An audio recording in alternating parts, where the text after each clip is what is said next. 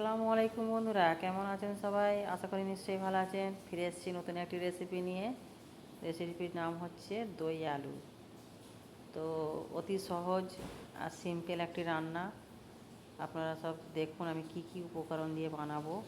ভিডিওটি স্কিপ না করে ভিডিওটি সম্পূর্ণ প্রথম থেকে শেষ পর্যন্ত দেখবেন। তো চলুন দেখে নিন আমি কি কি উপকরণ দিয়ে বানাই। তো দেখুন এখানে আমি 5টা আলু নিয়েছি আর এরকমভাবে পিস পিস করে কেটে নিয়েছি। এই আলুগুলো কুকারের মধ্যে দিয়ে 1 চামচ নুন দিয়ে দেবো আর 1 বাটি জল দেব। দিয়ে আলুগুলোকে একটা সিটি মেরে, মানে ফুল সেদ্ধ করব না, হাফ সেদ্ধ করব। আর গ্যাসের ফ্লেমটা একদম লো দিয়ে দেবেন।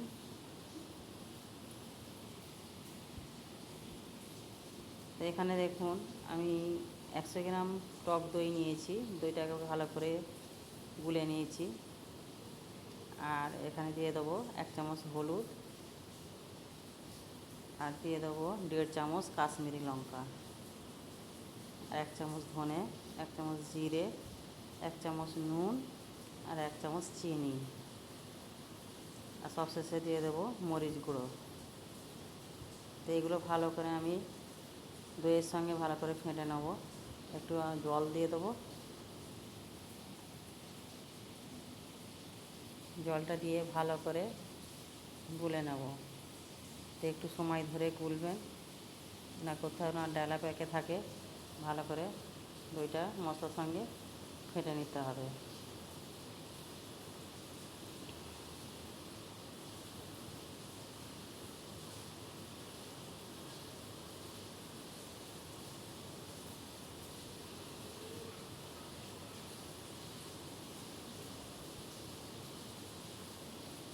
দেখুন আমার দইটা সম্পূর্ণ ভালোভাবে মশলার সঙ্গে মাখিয়ে দিচ্ছি। এরকমভাবেই মাখাতে হবে।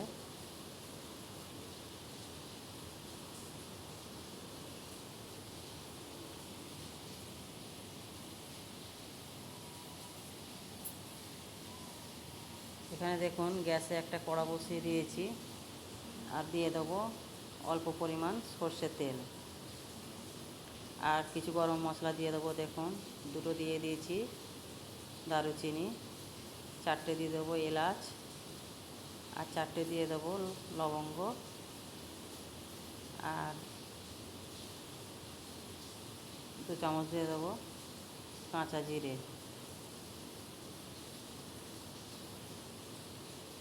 আর দিয়ে দেবো একটা তেজপাতা। এখানে আমার চামচটা ছোট তাই 2 চামচ জিরে দিয়েছি। আপনাদের কাছে বড় চামচের 1 চামচ দিয়ে দেবেন। তো এই মশলাগুলো ভালো করে তেলের সঙ্গে ভেজে নেব। আর ভাজা হয়ে গেছে দেখুন। আর নিয়েছি এখানে 3টে পেঁয়াজ, ভালো করে কুচি করে নিয়েছি।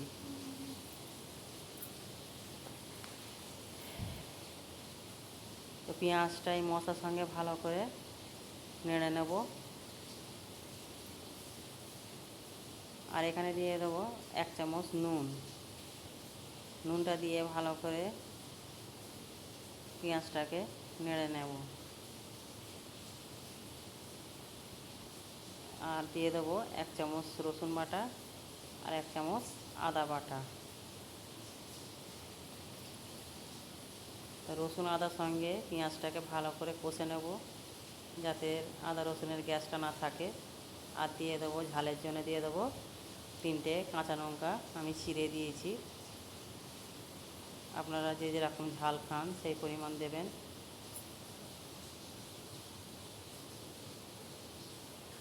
তো আমার কষানো হয়ে গেছে, আমি এখানে গ্যাসটা বন্ধ করে দিয়ে দেবো।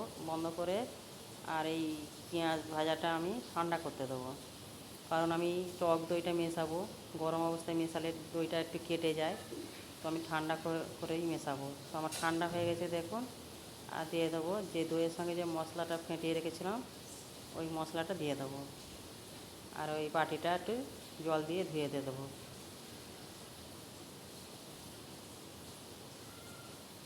দেখুন এটা হালকা করে নেড়ে নেড়ে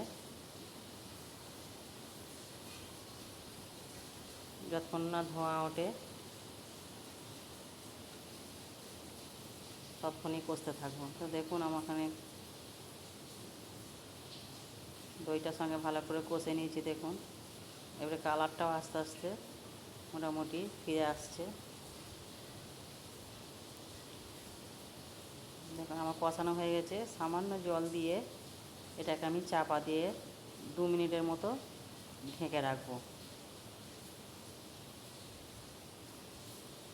এখানে আমি আলুটা আমার সেদ্ধ হয়ে গেছে দেখুন, হাফ সেদ্ধ করেছি আমি একটা সিটি দিয়ে।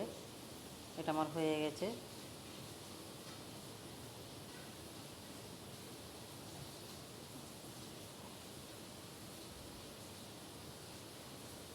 আর দেখুন এখানে 2 মিনিট পরে ফিরে এসেছি দেখুন, মশলা থেকে তেল ছেড়ে দিয়েছে। তো মশলাটা ভালোভাবে কষানো হয়ে গেছে দেখুন। এখানে এবার দিয়ে দেবো সিদ্ধ করা আলুটা। তো এইটা দিয়ে ভালো করে আমি কষে নেব।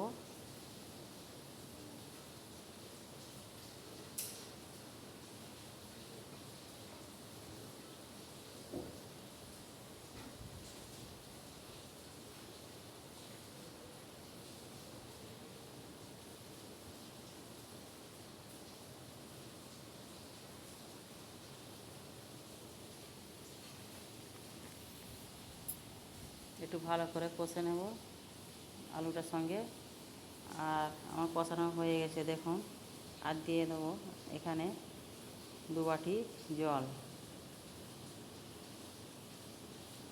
এই জলটা দিয়ে আর ভালো করে আমি ফুটিয়ে নেব। আলুটা আমার সিদ্ধ হাফ কড়াই আছে, তো আর একটু আমি সিদ্ধ করে নেব। আর আমি এখানে চাপা দিয়ে দেবো, চাপা দিয়ে 5 মিনিট রাখবো।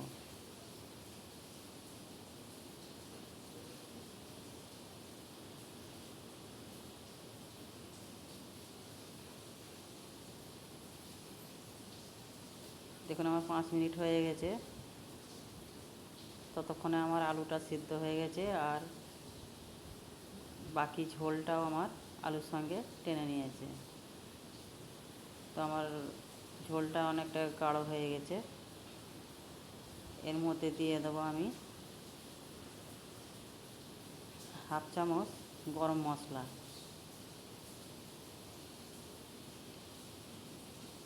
তো গরম মশলাটা দিয়ে আমি ভালো করে নেড়ে নেব। তো দেখুন আমার এখানে রান্নাটা হয়ে গেছে। দেখুন আমাদের এখানে খুব বৃষ্টি হচ্ছে। তো বৃষ্টির আওয়াজে যদি আপনাদের অসুবিধে হয়, আপনারা এটা ইগনোর করে নেবেন। তো আমার রান্নাটা দেখুন কমপ্লিট। আর আপনাদের সার্ভ করে দেখাই দেখুন।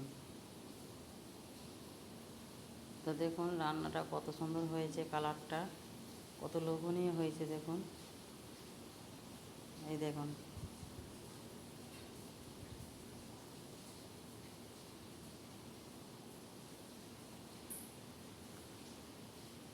দেখুন সার্ভ করে দেখাই দেখুন।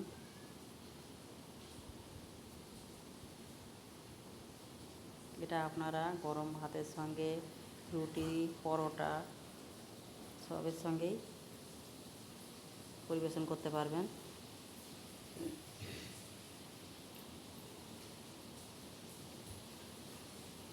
তো বন্ধুরা দেখুন, এই সামান্য ঘরে থাকা সামান্য উপকরণ দিয়ে এই আমার দই রেসিপিটা বানিয়েছি। তো আপনাদের একটু যদি ভালো লেগে থাকে অবশ্যই আমাকে কমেন্ট করে জানাবেন। আর ভিডিওটি ভালো লাগলে অবশ্যই লাইক শেয়ার করবেন। আর যে সকল বন্ধুরা এই ভিডিওটি প্রথম থেকে শেষ পর্যন্ত দেখছেন তাদের অসংখ্য ধন্যবাদ। আর যে সকল বন্ধুরা নতুন আছেন তারা এই চ্যানেলটিতে সাবস্ক্রাইব করে দেবেন, আমার পাশে থাকবেন। তো বন্ধুরা দেখুন কত সুন্দর লাগছে, একদম লোভনীয়। এইরকম রান্না যদি থাকে মাছ মাংসের দরকারই পড়বে না। তো ফিরে আসছি অন্য একটি রেসিপি নিয়ে। আপনারা সব ভালো থাকুন, সুস্থ থাকুন। আসসালামু আলাইকুম।